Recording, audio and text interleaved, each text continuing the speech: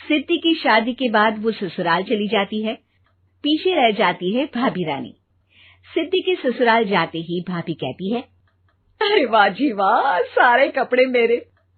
हाय रे पैंट, अरे वाह वाह, मजा आ जाएगा। अरे ये सिद्धि की अलमारी के सामने खड़े होकर क्या बड़बड़ा रही है? जा जाकर देख मेहमानों को विदाई की मिठाई मिली कि नहीं। अब हाँ माँ जी, क्यों नहीं, लेकिन पहले कपड़े तो बदल लूं। अब रानी आ जाती है सिद्धि के उन कपड़ों में जो वो ससुराल जाने से पहले घर छोड़ जाती है। अरे रानी, कुछ दिन रुक जाती। अरे ये तो सिद्धि बिटिया को मैंने ही दिया था, बड़ा ही फबता था उस पर, तुझ पर तो कुछ खास नहीं लग रहा। अब वो ना मेरे सारे कपड़े गीले थे तो सोचा पहन लूं।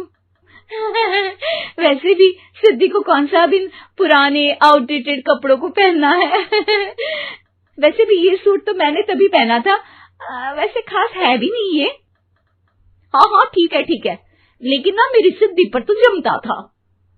सारे मेहमान चले जाते हैं और सिद्धि ससुराल से मायके पहली बार आती है। अपना घर, अपना कमरा, अपनी अलमारी। ये बोलकर जैसे ही सिद्धि अलमारी खोलती है तो सामने उसके कपड़ों की जगह कुछ और ही रखा होता है। माँ, ओ माँ, जरा कमरे में तो आना। सास और रानी वहां पहुंच जाते हैं। रानी ने पहनी होती है सिद्धि की जींस और टी शर्ट। अरे भाभी, ये क्या? ये तो मेरी बड़ी ही महंगी टी शर्ट है, इसे आपने घर में क्यों पहनी है? अरे बहुत मिलती है दीदी ये चौक की मार्केट में, 150 में। ओ भाभी प्लीज, ये एरोपोस्टल है, 2000 की एक टी शर्ट। ओहो, 2000 में तो दीदी 4 साड़ी आ जाए। अब क्या बोलूं? भाभी, ये मेरी अलमारी में छोटू के कपड़े, तो मेरे कपड़े कहाँ हैं? मेरी अलमारी में? अब दीदी आपको कौन से पुराने कपड़े पहनने थे? माना भाभी, लेकिन मैं जब घर आती तो यही सब पहनती ना। अरे तुम तो बड़ी कंजूस हो दीदी। खैर, वक्त आता है जब सिद्धि ससुराल के लिए रवाना हो रही होती है। अरे रानी, अंदर से सिद्धि का गिफ्ट ले आ, लड़की पहली बार ससुराल से मायके आई है। रानी अंदर जाती है और एक सिंपल सी साड़ी लेकर बाहर आ जाती है। ये लीजिए माँ जी। सास बेटी को गिफ्ट देकर ससुराल भेजती है। अगले दिन रानी एक सुंदर सी साड़ी पहनकर सामने आती है।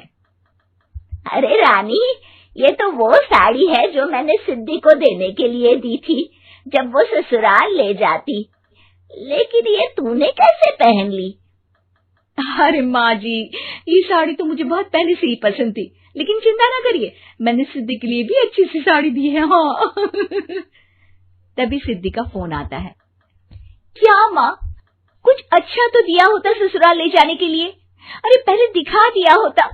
ये चमकते हुए पैकेट में नौकरानी वाली साड़ी मत दिया करो माँ।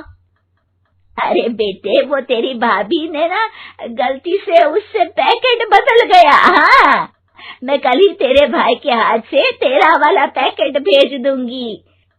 अरे रहने दो माँ, आई एम श्योर भाभी ने अभी वही साड़ी पहनी होगी जो तुमने मेरे लिए रखी थी।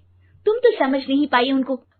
खैर छोड़ो, मैं ज्यादा बोलती अच्छी नहीं लगती, रहने दो, आपको उन्हीं के साथ रहना है, फिर बात करेंगे। सास को रानी पर गुस्सा आ जाता है। वो उसके कमरे में जाती है जहाँ वो शादी का एल्बम देख रही होती है। रानी, मार्केट जाकर एक ऐसी ही साड़ी लेकर आ, कल प्रतीक जाकर सिद्धि के घर दे आएगा। अरे क्यों माँ जी, कितनी साड़ी देनी है दीदी को? यहाँ कोई सेल लगी है क्या?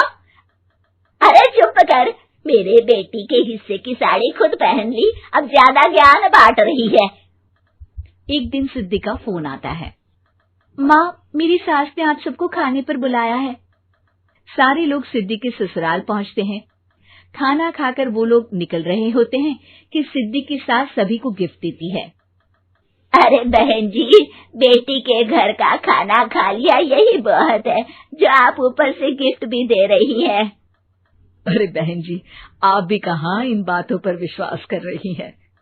सास सभी को गिफ्ट देती है, लेकिन रानी को जो साड़ी देती है वो अजीब सी हरे रंग की लाल रंग के बड़ी छाप वाली होती है। अरे छी, ये कौन पहनेगा? सासू माँ को तो जरी वाली इतनी सुंदर, और मेरे लिए ये नौकरानी वाली। अरे भाभी, दरअसल मैं जब भी घर आती थी आप वापसी में ऐसी ही साड़ी देती थी ना, तो माँ ने सोचा कि आपको आपकी पसंद की ही साड़ी क्यों ना दी जाए। बेचारी रानी, बोलती भी तो क्या।